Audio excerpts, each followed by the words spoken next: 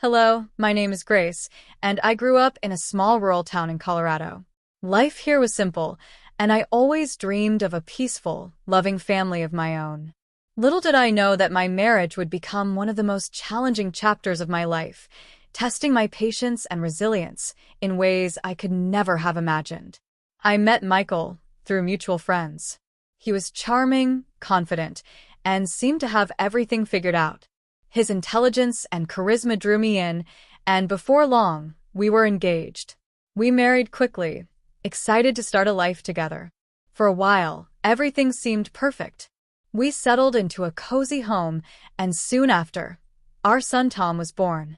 I thought we were building a beautiful life together, but cracks began to show as time went on. At first, they were small things, dismissive comments, moments of impatience, but those cracks deepened, revealing a side of Michael I had never seen before. In the beginning, Michael seemed like the ideal husband. He was attentive, supportive, and took pride in our little family. I felt fortunate, thinking I had found someone who truly cared for me and our son.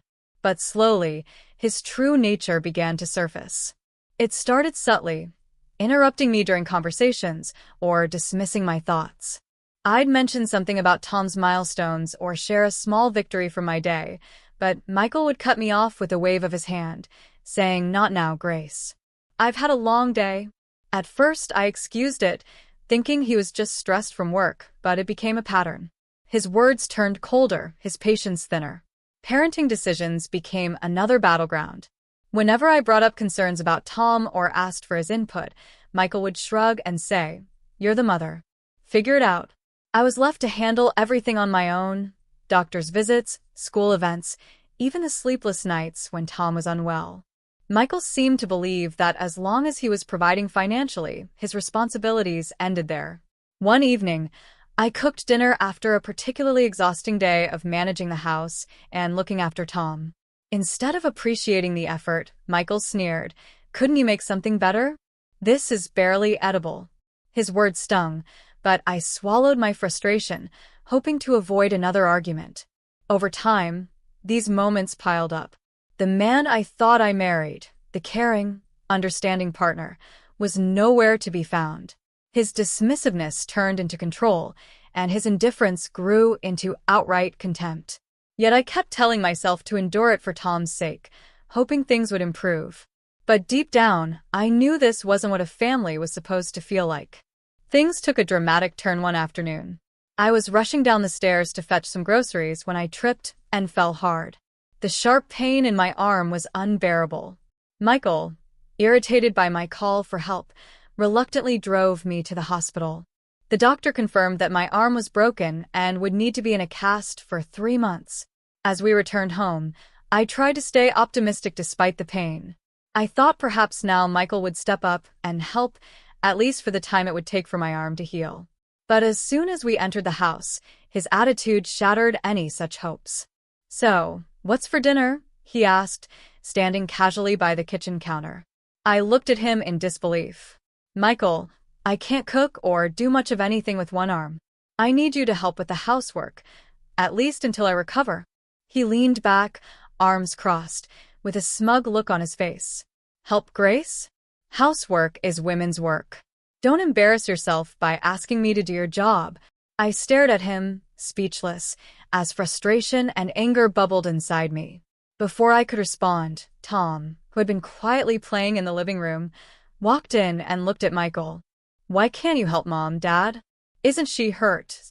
Michael scoffed, dismissing him. "This isn't your concern, Tom. Stay out of it." But Tom didn't back down. He looked Michael straight in the eye and said, "If you won't help her, maybe you're not a very good dad." Michael's face flushed with anger, but for once, he didn't have a response.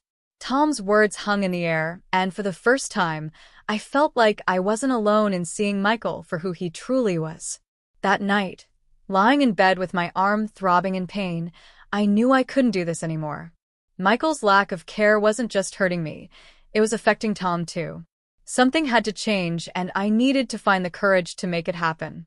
The following days were a whirlwind of pain, both physical and emotional. Managing daily tasks with one arm was nearly impossible, and Michael made no effort to lighten the load. Instead, he barked orders, demanded meals, and acted as if my injury was an inconvenience to him. Tom, however, began stepping up in small but significant ways. He would fetch me water, help with simple chores, and even sit by my side to keep me company. One evening, as I struggled to fold laundry, Tom sat next to me and asked, "Mom, why do you let Dad treat you like this? He doesn't even care that you're hurt." His words stung because they were true.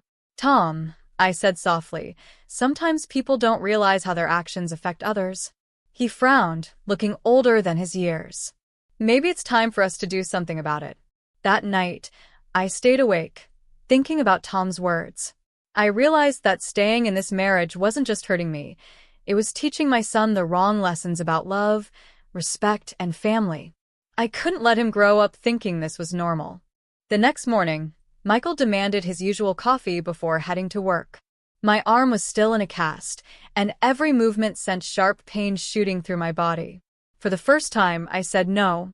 "Michael, get it yourself," I replied firmly. He turned to me, shocked. "What did you just say?" "I said no," I repeated. "I'm not your servant. I'm your wife, and I deserve respect. If you can't see that, maybe this marriage isn't worth saving." Michael's face twisted in anger. "You think you can make it on your own without me? Don't be ridiculous." "I know I can," I said, my voice unwavering. "Tom and I deserve better than this." Michael stormed out, slamming the door behind him. As I stood there, my heart pounding, Tom walked over and hugged me. "We'll be okay, Mom," he whispered. "We don't need him." That day, I made the decision to leave. I called my parents and explained everything. They immediately offered us a place to stay, assuring me that Tom and I would always have their support. It was the lifeline I needed. The day Tom and I packed up and left was both terrifying and liberating. I had spent years convincing myself to stay for the sake of stability, but as I loaded our bags into the car, I realized that leaving Michael was the first step toward a better life for both of us. When we arrived at my parents' house, they welcomed us with open arms. My mother hugged me tightly, her voice full of concern. "Grace, you've been so strong to endure this for so long. But you're home now, and we're here for you." Tom adjusted quickly to the new environment, finding comfort in the warmth of his grandparents. As for me, I focused on regaining my independence. My parents encouraged me to heal and supported me as I started looking for work. Although I hadn't worked outside the home in years, I was determined to build a future for myself and my son. Michael, however, didn't make things easy. He bombarded me with calls, alternating between anger and pleading. "You can't leave me, Grace," he said one night. "We're a family. Come back, and I'll change." But I had heard those promises before, and they always led back to the same cycle of disrespect and neglect. "Michael, this isn't about you anymore," I told him calmly. "It's about what's best for Tom and me. I've made my decision." Over time, Michael's calls became less frequent, though his anger lingered in the occasional message. But I refused to let his bitterness affect me. With every day that passed, I felt stronger, more capable, and more at peace. Tom, too, began to flourish. He thrived in school and even joined a local soccer team, making new friends and finding joy in a fresh start. Seeing him smile again reminded me why I had made this difficult choice.